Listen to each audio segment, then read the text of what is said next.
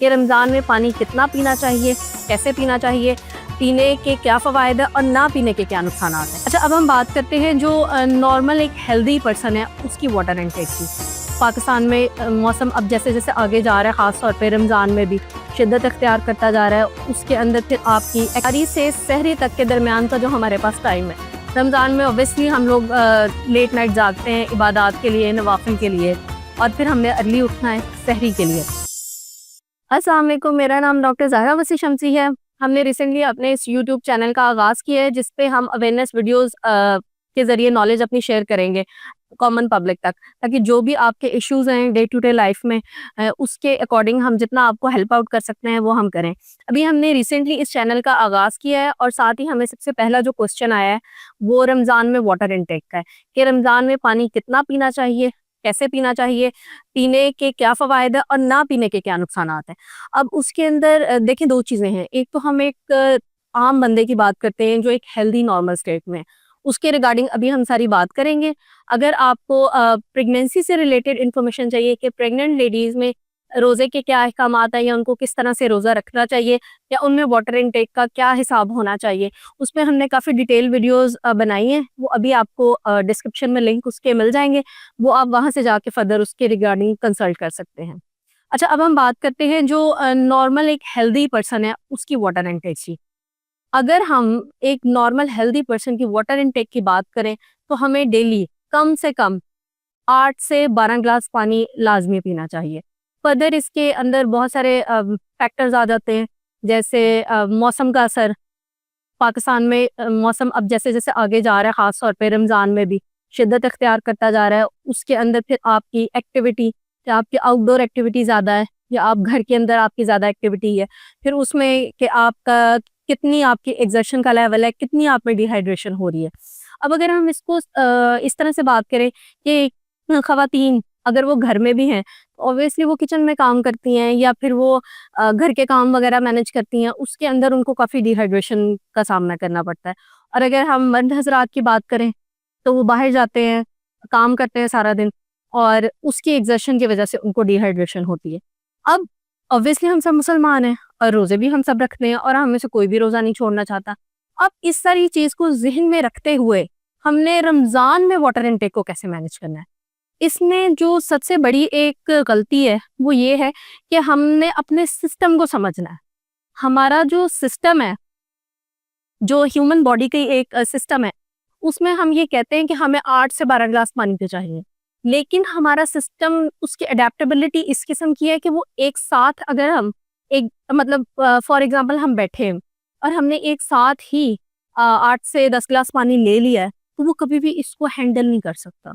वो बल्कि हमारे किडनी के ऊपर, हमारे गुर्दों पे, हमारी बॉडी पे वो एक बोझ की शक्ल इख्तियार कर जाएगा। जैसे हम फटाफट इतना सारा पानी पिएँगे, वैसे ही वो निकल जाएगा। इसे हम कहते हैं वाटर इंटॉक्सिकेशन। मतलब हमने पानी को भी इस तरीके से इस्तेमाल किया है कि उसके फ़ायदे की बजाय उसका नुकसान हो रहा है। अब इसका मतलब ये नहीं है कि हमने पानी पीना नहीं है। बात ये है कि हमने ये समझना है कि हमने पानी कैसे पीना है। अब इसमें फॉर एग्ज़ाम्पल हम लोग रोज़ा इफ्तार करते हैं।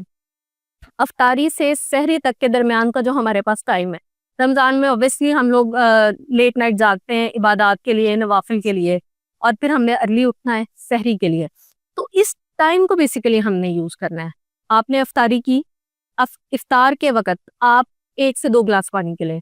बहुत ज़्यादा अपने आप को फ्लूइड ओवरलोड ना करें।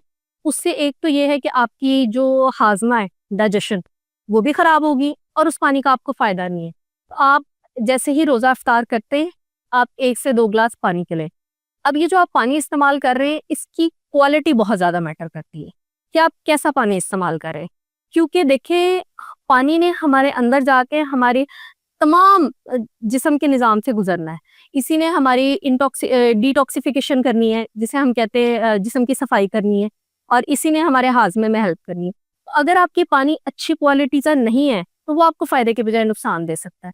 तो इसमें आपने मेक श्योर ये करना है कि आप जो भी पानी इस्तेमाल कर रहे हैं, वो एक वाक़ई अच्छे फ़िल्टर प्लांट का पानी है। उसमें जो मिनरल्स की तादाद है, जो क्वांटिटी है, वो वाक़ई ही एक ह्यूमन बॉडी की नीड को सामने रखते हुए डाली गई है। क्योंकि अगर इसकी ओवर क्वांटिटी होगी, वो भी आपके लिए नुकसानदेह है। और अगर इसमें एसेंशियल जो भी हमें चाहिए जो नमकियात चाहिए, मिनरल्स और विटामिन्स चाहिए, अगर वो नहीं है, वो भी आपके लिए नुकसानदेह। तो ये चीज़ आपने बहुत ज़्यादा अपने पानी का इस्तेमाल करते हुए अपने ध्यान में रखी है कि जो पानी आप इस्तेमाल कर रहे हैं, वो एक अच्छी क्वालिटी का पानी है। अब हमने इफ्तार के वक़्त 2 ग्लास पानी का इस्तेमाल कर लिया। अब फर्दर हमने किस तरह से करना है कि हमने जब तक सहरी के टाइम तक जागना है, हमने गैप से लाइक घंटे के या 2 घंटे के गैप से हमने पानी लेते रहना है। जैसे 1 ग्लास ले लिया, 1.5 ग्लास ले लिया। उससे क्या होगा कि हमारी बॉडी पे वज़न भी नहीं पड़ेगा, हमारी बॉडी के लिए उस पानी की हैंडलिंग आसान है और उस पानी के पास भी टाइम है कि वो हमारी बॉडी की डिटॉक्सिफिकेशन करे। अब इसमें जैसे हम कहते हैं, आपने सुना होगा आजकल माशाल्लाह पब्लिक बहुत समझदार है, बहुत पढ़े लिखे लोग हैं और वो मोस्टली सर्च करके आते हैं और उन्हें मोस्टली चीज़ों का पता होता है। तो ये कॉन्सेप्ट आपको पता होगा कि आप किसी डायटीशियन के पास भी जाएँ या आप रैंडम अगर सर्च भी करें, तो कहते हैं कि अगर आपने वेट को भी कंट्रोल करना है, तो आपने पानी का इस्तेमाल करना है। उसकी वजह क्या है? हमारे जिस्म से जो फाजिल मादे हैं, जो टॉक्सिन्स हैं, उसको निकालने का काम 2 हमारे जो ऑर्गन्स हैं, जो बॉडी के जुज़ हैं, उनका है। एक हमारे लिवर का है, जिगर का, और एक हमारे गुर्दों का है, हमारी किडनी का। अब पानी क्या करता है, जब हम पानी ज़्यादा इस्तेमाल करते हैं तो हमारे लिवर के ऊपर बहुत ज़्यादा बोझ नहीं पड़ता। उसे अपनी फंक्शनिंग करने के लिए एक अच्छा एनवायरनमेंट मिल जाता है। लाइकवाइज़ हमारे गुर्दे हैं। लेकिन जब हम यही चीज़ इसकी इनटेक को हम कम कर देते हैं, तो बॉडी एक डिहाइड्रेटेड स्टेट में चली जाती है।